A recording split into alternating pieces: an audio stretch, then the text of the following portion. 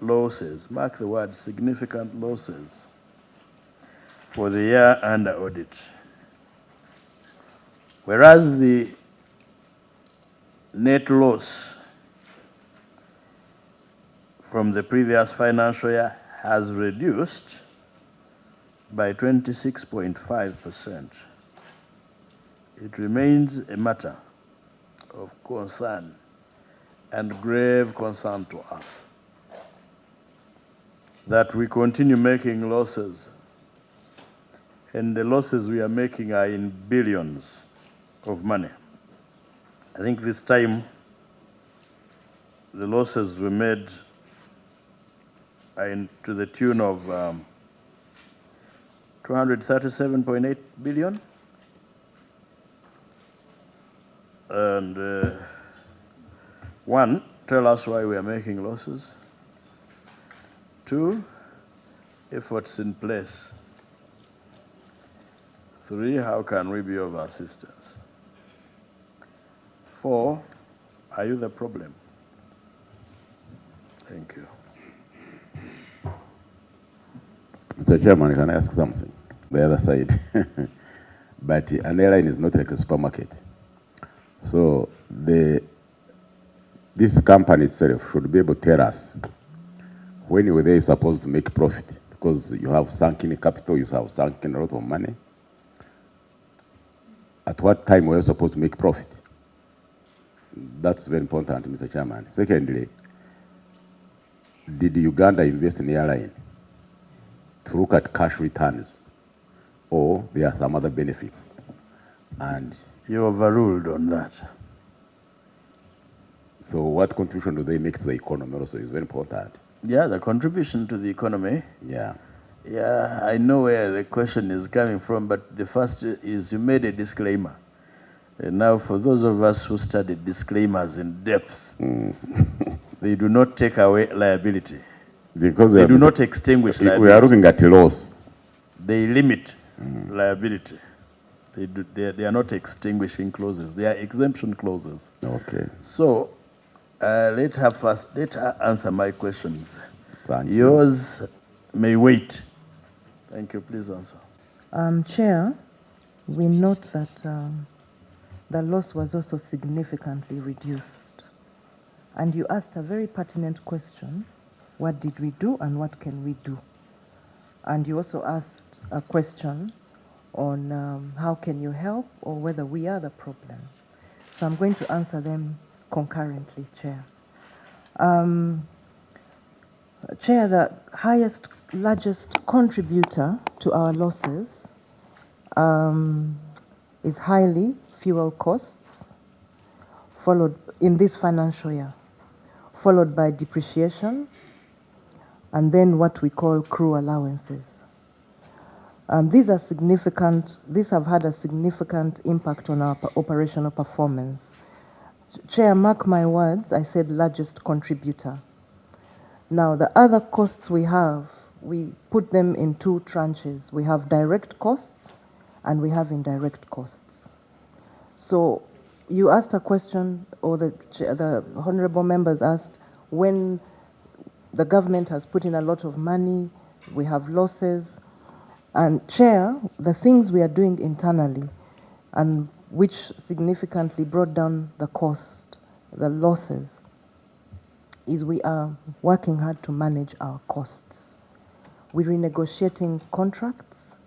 When the contracts come to an end and we have done a bidding process, we make sure that we negotiate them to the bone and look at any clauses that are contentious that can help the airline be able to manage. Like which ones have you negotiated that have reduced our costs, or that are likely to reduce our costs? And here we're asking for particular terms and specifics. What I want to hear is this: we were buying fuel from company X, Sibambi Limited, at a cost of 5,000. When we went to Mwijushe, Uganda Limited, or Isinjiro Limited, we have companies that have been providing spare parts for the different aircraft types. Now, one of our suppliers, Lufthansa Technik, has been providing us spare parts for the CRJs.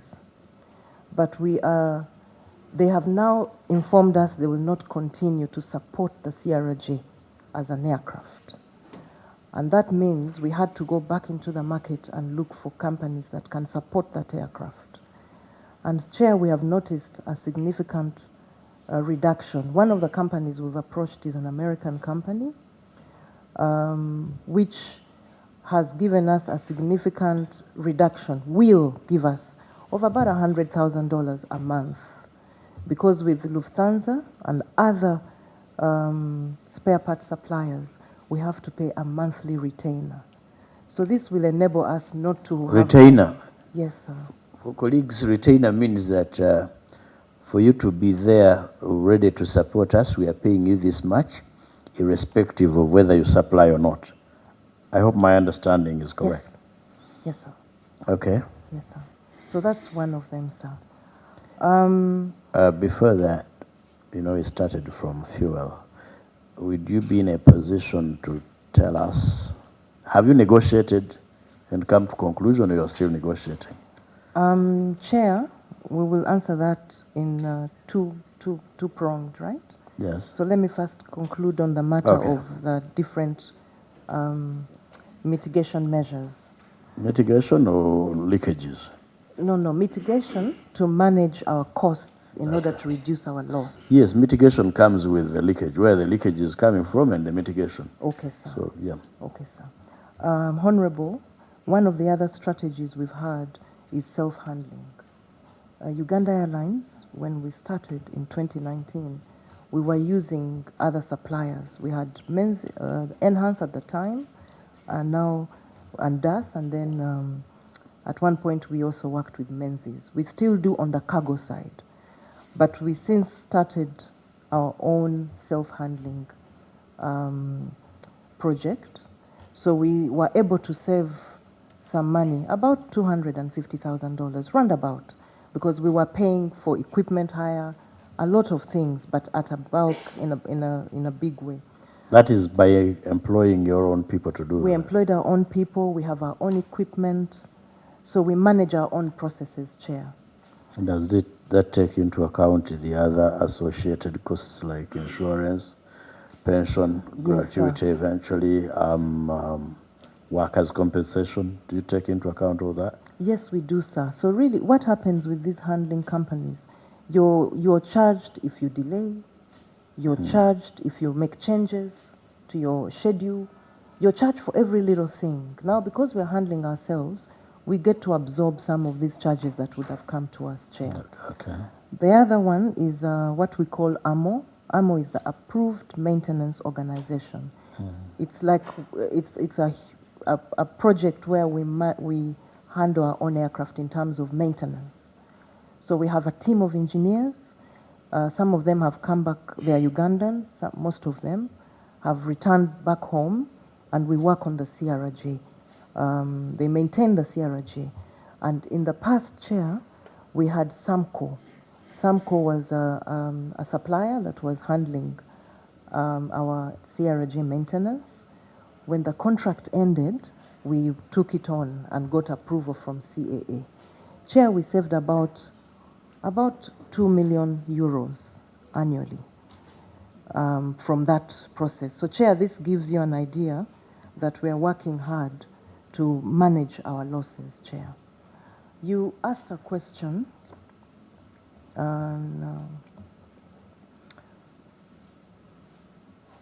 When do we expect to make profit? No, before that, You asked.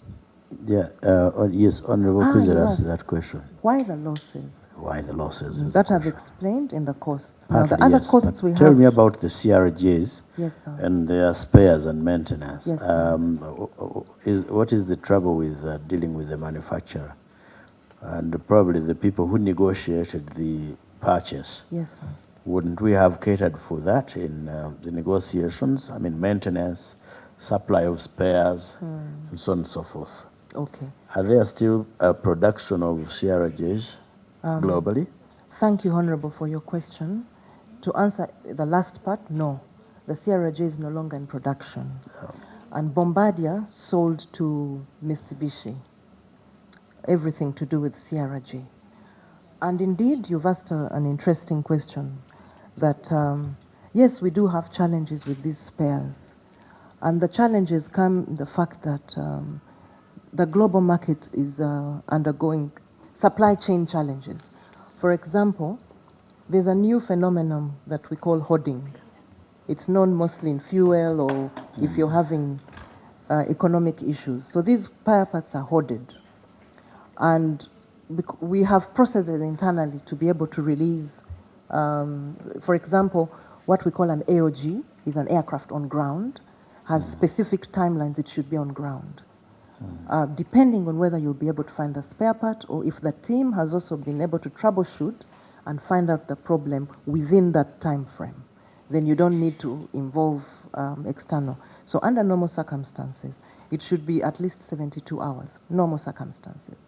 So that means you're also able to get the spare part either in your store or you order for it from the creditors that you have, the people that have credit, that like, for example, Lufthansa, for example. Those you have retained? Yes, those you have retained.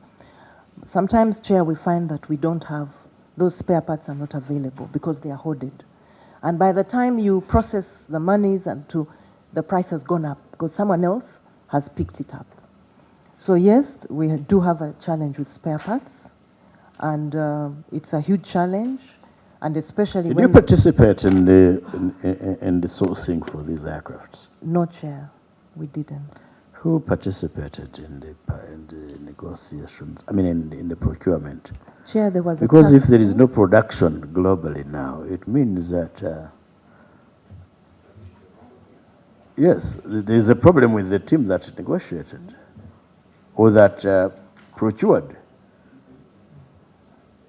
Chair, thank you for your question. Business implementation plan that was drafted and developed by a task force that was put together to set up the airline with the support of NPA. And this task force had pilots, had engineers, technical people. I want to speak like any other ordinary Ugandan who asks a question. Yeah. How do you go in the market, get me something, and a few years later, you tell me there is no production? Because once there is no production, it means one, that I will not have spares. Two, I'll acquire them expensively. Three, I'll get used spares. And you know how sensitive that can be to the industry. Chair, your comments are our sentiments. They are your sentiments as well. Yes, sir. You see where I'm coming from, colleagues? And please pause there, because it's something we need to interrogate. Honorable Mizuche? About why losses. But, Chair, I should have said that I'm a shadow minister for Works and Transport. And I've had many reports in regard to losses. For example, I have heard that there is ticket price manipulation. I have heard. I've also heard about ticket fare tampering. No, you're going into tickets. No, I'm just giving an example. You asked why losses. And the answer she gave really is not satisfactory. Because at the time you came in, we were following up a matter of the availability or otherwise of spares. Would you pause a bit? We conclude this. We'll come back. I heard the team leader saying that none of them was part of the team that did the procurement. And Mr. Chairman, our constitution is very clear. Matters of accountability, even if the person has seized office, he can still be called to account, Mr. Chairman. So through you can we know the team that participated in the procurement, and if you need to be chairman, use your powers in Article 90 to summon whoever was in charge to come and account. Thank you, Mr. I Chairman. have guided before that I will not summon ramifications. Okay. Maybe, Chair, in addition, who was in charge? Because the records must be in office. Tell us from your records who.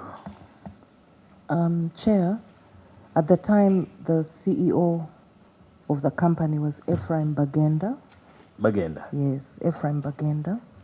But the task force also had a technical team that was assigned to the airline. Some of these individuals are no longer in the country. Some of them are working with us. So the CEO at the time was Ephraim Bagenda, and the technical Task force. Yes, of the task force, and then later CEO of the airline. Then the technical advisor was Conwell Mulea. Who? Conwell Mulea. Conwell, oh yeah. Yes, sir. Yeah. Thank you, Chair. That was all. There were the other members of the task force. Chair, I would have to get you a whole list. Please send us a list. Okay. Today is Thursday, by close of business tomorrow. Okay, sir. Yes. Proceed with the other questions. Difficulty in spare parts. Thank you, Chair, for your question. One of the discussions that we are having as a management team and about to have with our board, because we have a fleet team. That fleet team discusses the future of this. When we benchmark our partners or competitors or fellow airlines that have the same type of aircraft, they are phasing them out at 10 to 12 years. 10 to 12 years. So most of them have come to the 11th year in those neighboring countries. And ours is coming since 2017. We're still within. I want to also say that it's a plane that fits the short regional routes. Yeah. So we are finding it a bit of a challenge to find something that fits, because 75-seater jet is fast enough and stable. And stable too. So it's a conversation we're having internally, and based on what I've said, what our neighbors are doing, 10 years. So we are looking at the same 10 range. years, would you have recouped the money we injected? Chair, not likely. Sorry? Not likely. Not likely. Yeah. So by Chair, the time we phase them out, we would not have recovered our money. No, Chair, what I explained to you, Yes. the routes that this aircraft operates, it does Nairobi, the routes that are under 4 hours. I know, I have taken, You've taken it. quite a number of them. Beautiful. So what that means is that for it to be able to recoup, it has to do frequencies that are much higher.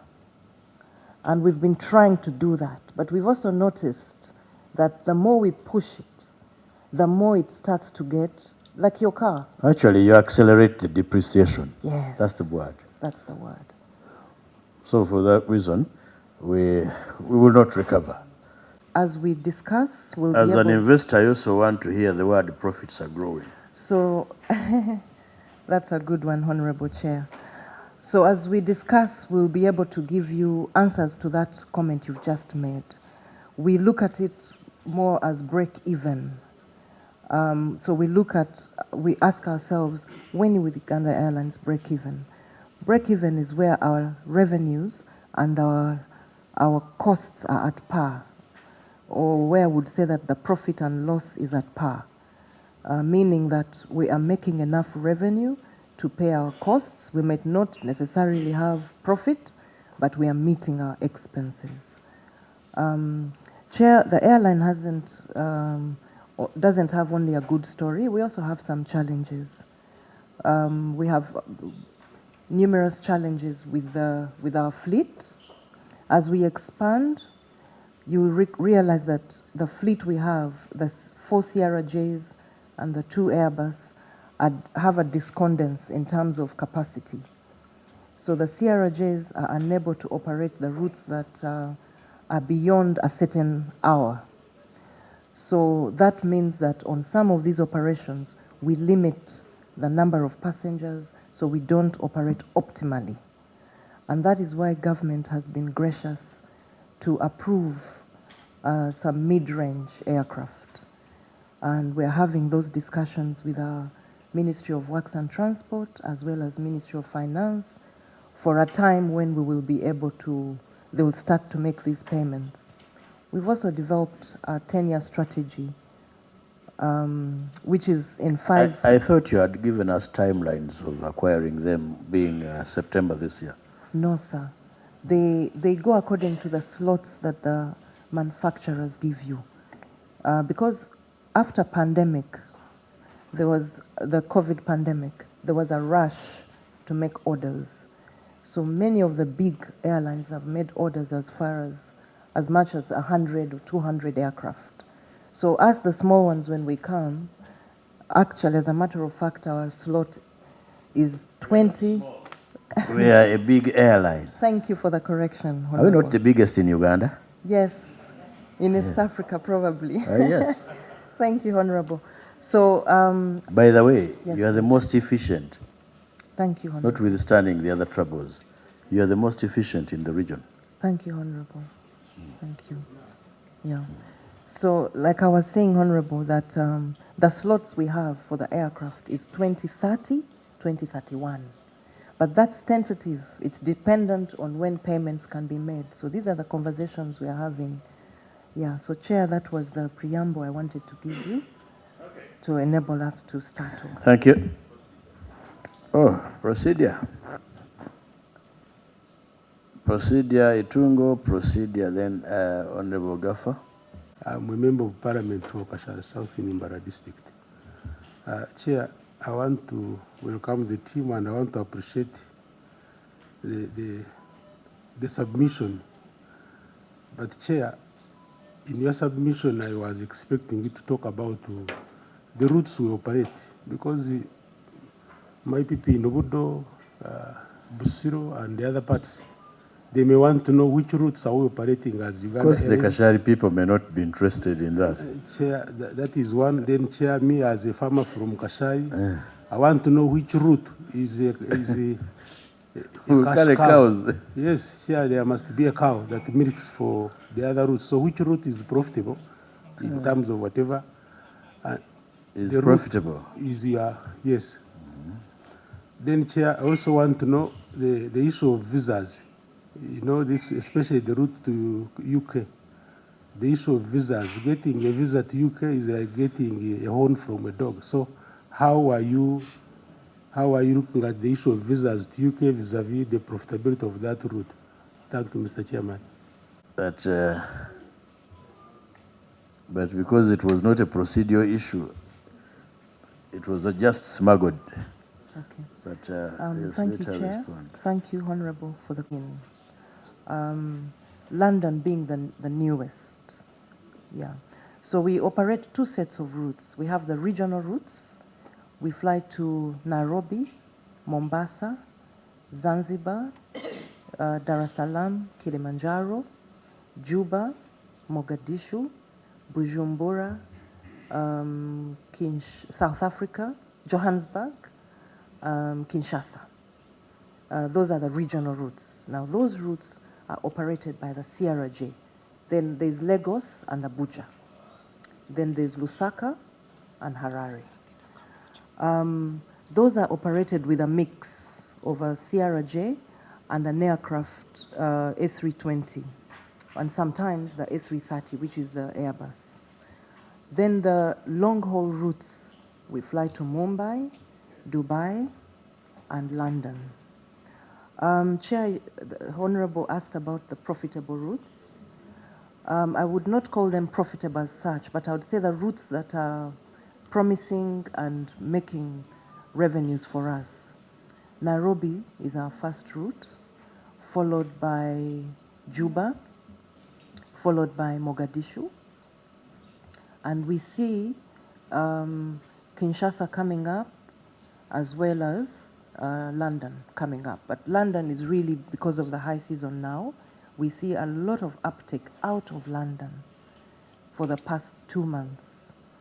Honorable, We also have a plan in the next financial year to start domestic operations. Because in my constituency, Nyachara is ready for you. Yes, sir. Now, the start of domestic I thought you would start with those that would give us revenues. the ones that give us revenues. That Nyachara. During Obote's time, Nyachara was a cash cow for the airlines. That's why. Mr. Chairman, What happened? Yes, Honorable Kwizera. Chair, he No, asked, just before. Mr. Chairman, I want to supplement what our colleague is saying. I know he also has a Nyachara. No, with us we have an airport. Okay. Mr. Chairman, from here to Chisoro, we pay $320. Okay. And wouldn't they find it profitable to also have internal flights? Because from here to Kenya, you may find the same money. No, it is not the same money. Yeah. We are talking during this financial year, and the promise is next financial year. Honorable, that's a discussion we've had with different stakeholders because it has come up as an issue. Even when we were launching the route, we had engagements with the different foreign embassies, foreign affairs, and it remains a sticking point. They are unable to do changes because of their internal reasons, which they did not quite elaborate. So we keep engaging them because it has come up as a cry, even for us as an airline, because when people book, they don't get visas, so they have to cancel and wait. Yeah, so it's an issue that is still being discussed, and we're hoping that Ministry of Foreign Affairs can be able to continue that discussion, sir. Thank you, Honorable.